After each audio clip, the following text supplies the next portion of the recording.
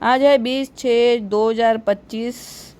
सकार मावक के बाबा कहते हैं, मीठे बच्चे, बाप का प्यार लेना हो तो आत्म अभिमानी होकर बैठो।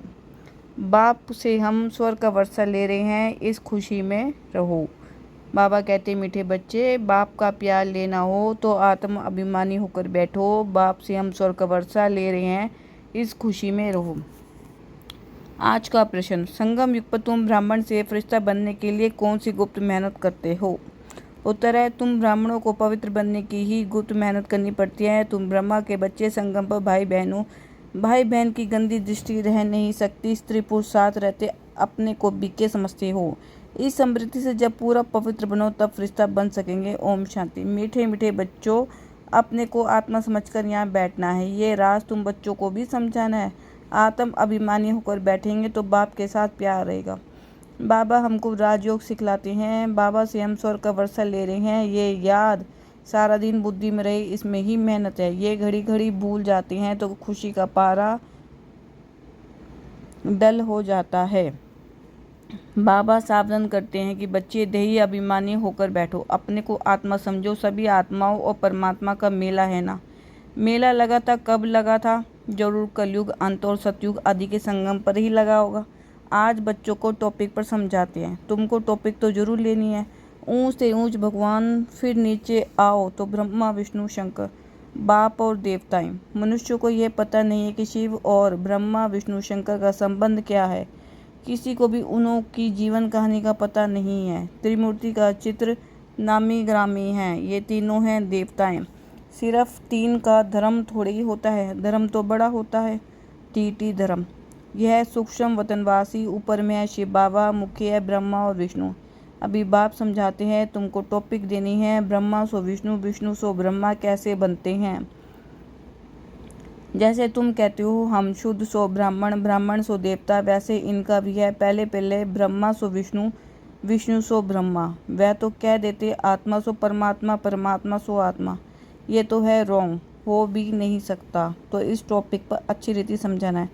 कोई कहते हैं परमात्मा श्री कृष्ण के तन में आए हैं। अगर श्री कृष्ण में आए फिर तो ब्रह्मा का पाठ खत्म हो जाता है।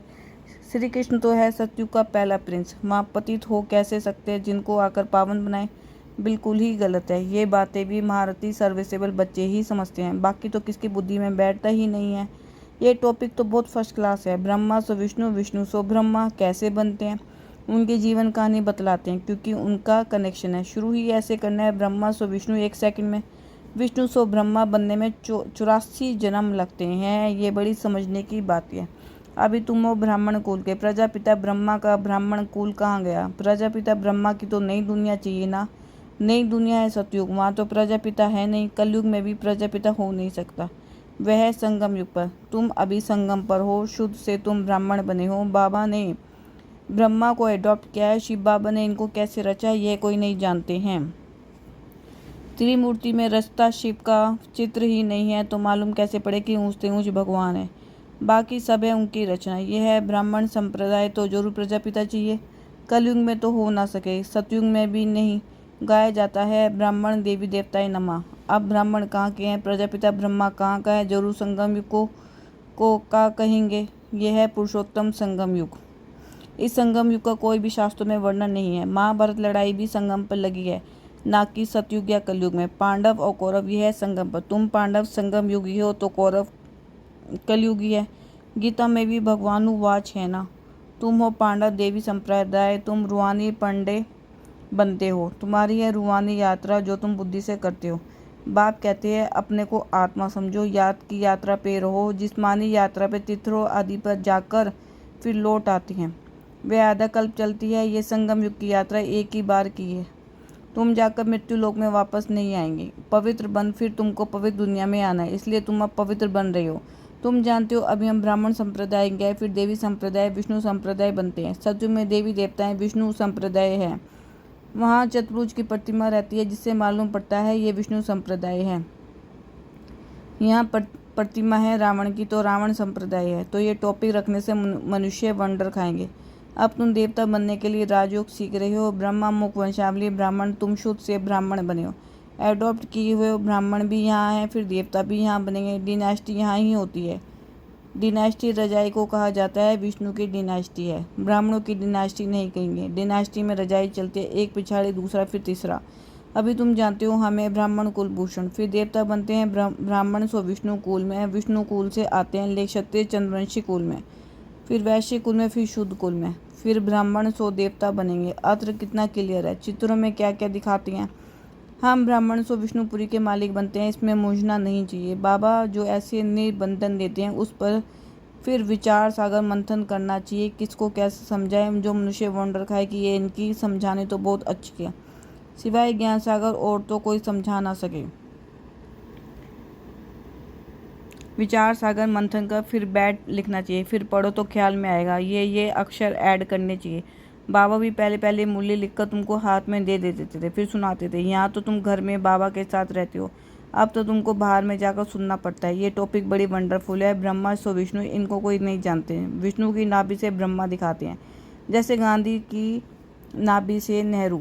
परंतु डिनास्टी तो चाहिए ना। ब्राह्मण कुल में रजाई नहीं है, ब्राह्मण संप्रदाय सो बनती है डीटी डिनास्टी, फिर चंद्रवंशी डिनास्टी में जाएंगे, फिर वैश्य डिनास्टी। ऐसे हर एक डिनास्टी चलती है ना। सतयुग है वॉइसलेस वर्ड, कलयुग है विशेष वर्ड। एक यह दो अक्षर भी कोई की बुद्धि में नहीं है, नहीं तो यह जरूर बुद्धि में होने चाहिए कि विशेष से वॉइसलेस कैसे बनते हैं। मनुष्य ना वॉइसलेस को जानते हैं ना विशेष को। तुमको समझाया जाता है देवताएं वॉइसलेस है, ऐसे कभी नहीं सुना कि ब्राह्मण वॉइसलेस है। नई दुनिया है वॉइसलेस, पुरानी दुनिया विशेष। तो जरूर संगम युग दिखाना पड़े, इसका किसको भी पता नहीं है। पुरुषोत्तम मास मनाती हैं ना, वह 3 वर्ष बाद एक मास मनाते हैं। तुम्हारा 5000 वर्ष बाद एक संगम युग आता है। मनुष्य आत्मा परमात्मा को यथार्थ नहीं जानते हैं, सिर्फ कह देते हैं चमकता है अजब सितारा, बस जैसे दिखाते हैं। रामकृष्ण परमहंस का चेला विवेकानंद कहता था, मैं गुरु के सामने बैठा था। गुरु को भी ध्यान करते हैं ना। अभी बाप कहते हैं माँ में कम याद करो, ध्यान की तो बात ही नहीं। गुरु तो याद है ही, खास बैठ करके याद करने से याद आएगा क्या। उनकी गुरु में भावना थी कि ये भगवान है, तो देखा कि उनकी आत्मा निकल मेरे में लीन हो गई। उनकी आत्मा कहाँ जाकर बैठी, फिर क्या हुआ, कुछ भी वर्णन नहीं, बस खुश हुआ। हमको भगवान का साक्षात्कार हुआ। भगवान क्या है वह नहीं जानते। बाप समझाते हैं सीढ़ी के चित्र पर तुम समझाओ, यह है भक्ति मार्ग। तुम जानते हो एक है भक्ति की बोट नाव, दूसरी है ज्ञान की। ज्ञान अलग, भक्ति अलग है। बाबा कहते हैं हमने तुमको कल पहले ज्ञान दिया था, विश्व का मालिक बनाया था, अब तुम कहाँ हो। तुम बच्चों की बुद्धि में सारा ज्ञान है, कैसे डिनास्टी आती है, कैसे झाड़ बढ़ता है। जैसे गुलदस्ता होते हैं ना, ये 60 रूपी झाड़ भी फूलदान है। बीच में तुम्हारा धर्म, फिर इनसे और 3 धर्म निकलते हैं, फिर उनसे वृद्धि होती जाती है। तो इस झाड़ को भी याद करना है। कितनी टाल टहनियाँ आदि निकलती रहती है, पिछाड़ी में आने वाले का मान भी हो जाता है। बड़ का झाड़ होता है ना, थूर है नहीं, बाकी सारा झाड़ खड़ा है। देवी देवता धर्म भी खत्म हुआ पड़ा है, बिल्कुल सड़ गया है। भारतवासी अपने धर्म को बिल्कुल नहीं जानते और सब अपने धर्म को जानते। ये कहते हम धर्म को मानते ही नहीं। मुख्य है ही 4 धर्म, बाकी छोटे छोटे तो अनेक हैं। इस झाड़ो सृष्टि चरक को तुम अभी जानती हो। देवी देवता धर्म का नाम ही गुम कर दिया, फिर बाप उनकी स्थापना कर बाकी सब धर्म का विनाश कर देते हैं। गोले के चित्र पर भी जरूर ले जाना चाहिए। ये सतयुग, फिर यह कलयुग। कलयुग में कितने धर्म हैं, सतयुग में है एक धर्म। एक धर्म की स्थापना, एक धर्मों का विनाश कौन करता होगा। भगवान भी जरूर किसके द्वारा तो कराएंगे ना। बाप कहते हैं ब्रह्मा द्वारा आदि सनातन देवी देवता धर्म की स्थापना करता हूँ। ब्राह्मण सो विष्णुपुरी से के देवता बनते हैं। संगम पर तुम ब्राह्मणों को पवित्र बनने की गुप्त मेहनत करनी पड़ती है। तुम ब्रह्मा के बच्चे, संगम में भाई बहन हो। गंदी दृष्टि भाई बहन की रह नहीं सकती। स्त्री पुरुष दोनों अपने को बीके समझते हैं, इसमें बड़ी मेहनत है। स्त्री पुरुष की कशिश ऐसी है जो बस हाथ लगाने के बगैर रह नहीं सकते। यहाँ भाई बहनों को हाथ तो लगाना ही नहीं है, नहीं तो पाप की फीलिंग आती है। हम बीके हैं ये भूल जाते हैं तो फिर ख़त्म हो जाते हैं। इसमें बड़ी गुप्त मेहनत है। बल युगल हो रहते हैं, किसको क्या पता है, वह खुद जानते हैं। हम बीके हैं, फरिश्ते हैं, हाथ लगाना नहीं है। ऐसे करते करते सूक्ष्म वतनवासी फरिश्ते बन जाएंगे, नहीं तो फरिश्ता बन नहीं सकते। फरिश्ता बनना है तो पवित्र रहना पड़े। ऐसी जोड़ी निकले तो नंबर 1 जाए। कहते हैं दादा ने तो सब अनुभव के पिछाड़े में करके संन्यास किया है। बहुत मेहनत तो उनको है जो जोड़ा बन जाती हैं। फिर उसमें ज्ञान और योग भी चाहिए। बहुतों को आप समझ बनाए तब बड़ा राजा बने। सिर्फ एक बात तो नहीं है ना। बाप कहते हैं तुम शिव बाबा को याद करो, यह है प्रजापिता। तुम बहुत ऐसे भी जो कहते हैं हमारा काम तो शिव बाबा से, हम ब्रह्मा को याद ही क्यों करें, उनको पत्री क्यों लिखे। ऐसे भी तुमको याद करना है शिव बाबा को, इसलिए बाबा फोटो आदि भी नहीं देते हैं। इसमें शिव बाबा आता है। ये तो देहधारी है ना। अभी तो तुम बच्चों को बाप से वर्षा मिलता है, वे अपने को ईश्वर कहते हैं। फिर उनमें क्या मिलता है, कितना घाटा पड़ता है भारतवासियों को। एकदम भारतवासियों ने दिवाला मारा है। प्रजा से भीख मांगते रहते हैं, 10-20 वर्ष का लोन लेते हैं, फिर देना थोड़े ही है।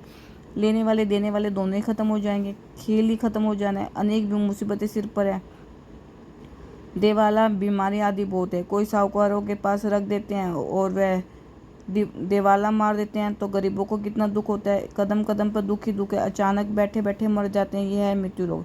अमरलोक में तुम अभी जा रहे हो, अमरपुरी के बादशाह बनते हो। अमरनाथ तुम पार्वती को सच्ची सच्ची अमर कथा सुना रहे हैं। तुम जानते हो अमर बाबा है, उनसे हम अमर कथा सुन रहे हैं। अब अमर लोक जाना है।